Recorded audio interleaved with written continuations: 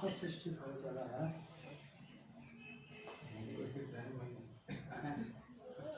पचपन 60 बीबी तो 65 होगा लाइफ बढ़िया से मुँह